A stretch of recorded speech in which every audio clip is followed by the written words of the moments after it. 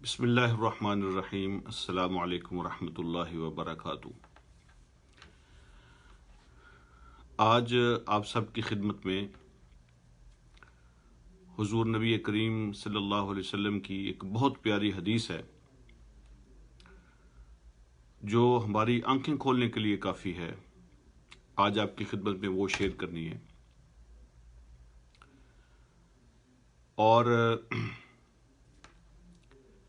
حضور علیہ الصلوۃ والسلام کی یہ حدیث باقی حدیث کی طرح بندہ جب اس کو پڑھتا ہے تو ایسے محسوس ہوتا ہے کہ کیسے حدیث جو ہے وہ ہمارے کردار کی، ہماری سوسائٹی کی کیسے وہ سی ٹی اسکین کرتی ہے۔ بالکل ایسے ہر چیز سامنے نظر آتی ہے، کسی چیز کو حدیث نے چھپنے نہیں دیا۔ اتنی بڑی یہ حدیث ہے کہ پورے احادیث کے ذخیرے میں سے جس بندے کو یہ حدیث سمجھ آ جائے تو اس کو کوئی اور چیز سمجھنے کی ضرورت نہیں پڑتی۔ اتنی بڑی یہ حدیث ہے، اور یہ اوتھینٹک اور صحیح حدیث ہے۔ صحیح مسلم کے اندر موجود ہے۔ سیدنا ابو ہریرہ رضی اللہ تعالی عنہ نے اس کو بیان کیا ہے کہ ایک مرتبہ نبی علیہ الصلوۃ والسلام نے صحابہ کرام سے سوال کیا۔ آپ نے پوچھا کہ تم جانتے ہو غریب کس کو کہتے ہیں؟ اتدرون من المفلس؟ پتہ تمہیں غریب کون ہوتا ہے؟ تو جیسے کوئی بندہ مجھ سے اور آپ سے سوال کرے کہ غریب کون ہوتا ہے تو جو جواب ہمارے ذہن میں آتا ہے فوراً، ایسے ہی جیسے صحابہ کرام سے سوال ہوا تو جو بات ان کے ذہن میں آئی فوراً تو انہوں نے عرض کر دیا، المفلس فینا من لا درہم لہ ولا متاع۔ اے اللہ کے نبی صلی اللہ علیہ وسلم، ہم تو غریب اس کو کہتے ہیں جس کے پاس پیسہ دولت نہیں ہوتا،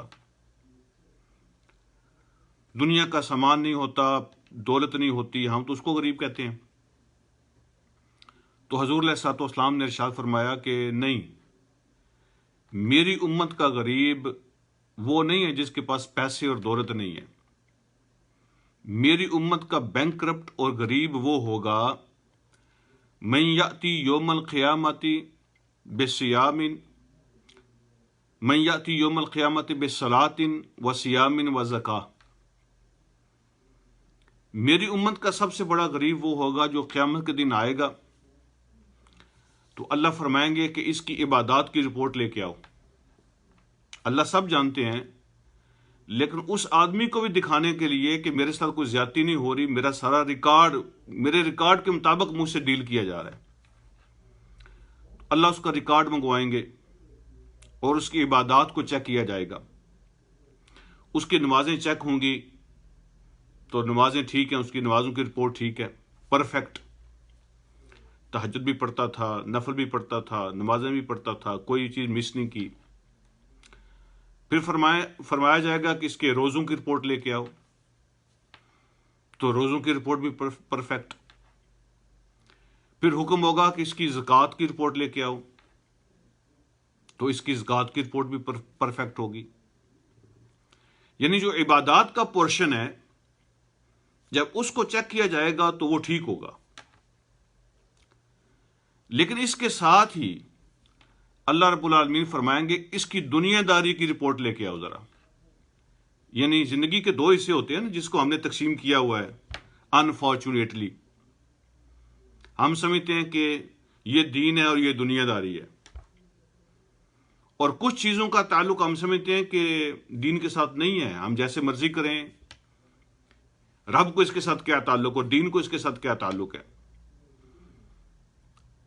تو وہاں پہ قیامت کے دن صرف عبادتوں کی رپورٹ نہیں چیک ہوگی، عبادات کی رپورٹ پرفیکٹ ہوگی تو اللہ فرمائیں گے ایک اور بھی اس کی رپورٹ لے کے آؤ، ذرا اس کی دنیا داری کی رپورٹ لے کے آؤ۔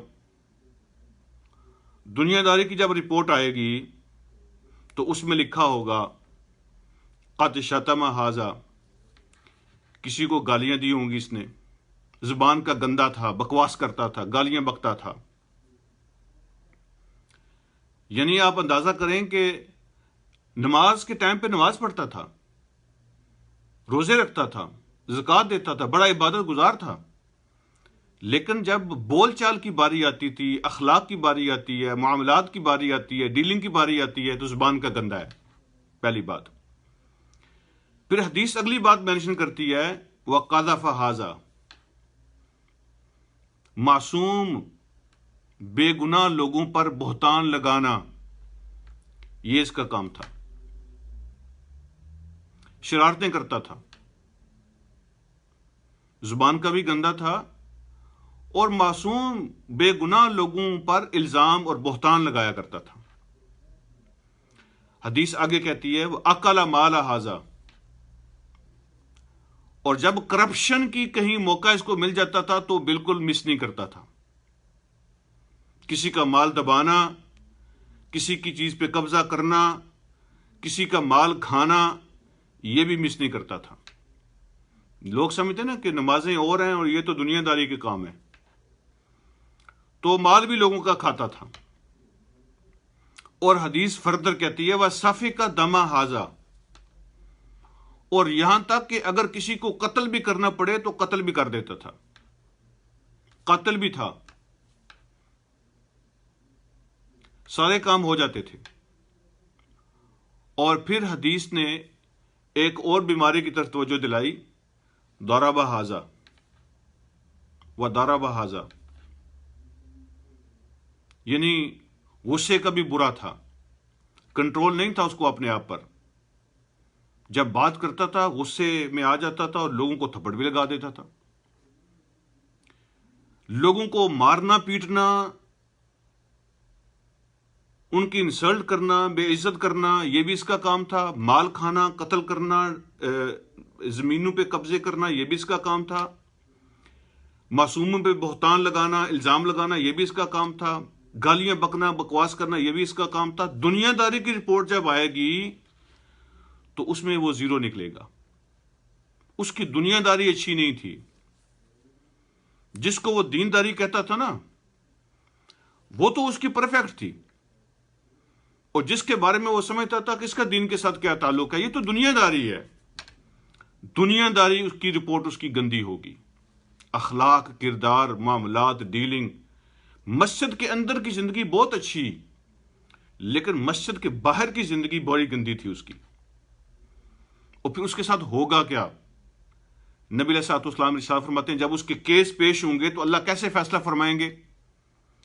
اللہ ایسے فیصلہ فرمائیں گے فَيُعْطَى هَذَا مِنْ حَسَنَاتِهِ وَهَذَا مِنْ حَسَنَاتِهِ، جو وکٹمز ہیں نا سارے، ان کو اللہ بلا لیں گے، اور اس کی ساری عمر کی عبادتیں، نیکیاں، تہجد، نمازیں، زکاتیں، روزے، وہ اس سے لے لیے جائیں گے، اور جتنے بھی وکٹم ہیں ان کو اس کو بھی دیے جائیں گے، اس کو بھی دیے جائیں گے، اس کو بھی دیے جائیں گے۔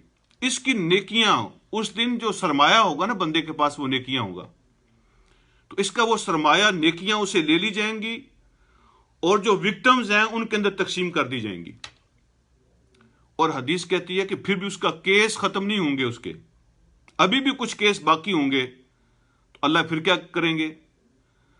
تو اللہ رب العالمین اب اس کی نیکیاں تو ختم ہو گئی ہیں، اب فیصلہ یہ ہوگا کہ جو باقی لوگ رہ گئے ان کے گناہ لے لو، فَطُرِحَتْ عَلَيْهِ، پھر ان کے گناہ لے کر اس کے کھاتے میں ڈال دیے جائیں گے۔ اور حدیث کے آخری الفاظ یہ ہیں ثُمَّ طُرِحَ فِي النَّارِ، پھر اس کو گھسیٹ کر منہ کے بل دوزخ میں گرا دیا جائے گا۔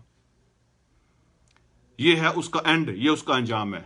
یہ کس بندے کی بات ہو رہی ہے؟ یہ اس بندے کی بات ہو رہی ہے جس کی نمازیں، جس کے روزے، جس کی زکاتیں، جس کی عبادتیں پرفیکٹ ہوں گی۔ تو یہاں جب حدیث کمپلیٹ ہوئی ہے تو یہاں ٹھہر کے ہمیں سوچنا پڑے گا، چیک کرنا پڑے گا کہ آج جو ہم نمازیں پڑھ رہے ہیں، جو روزے رکھ رہے ہیں، جو زکاتیں دے رہے ہیں، جو عبادتیں کر رہے ہیں، کیا یہ عبادتیں ہماری اپنی ہیں یا کوئی اور لے جائے گا؟ میں کس کے لیے نمازیں پڑھ رہا ہوں؟ میں کس کے لیے روزے رکھ رہا ہوں؟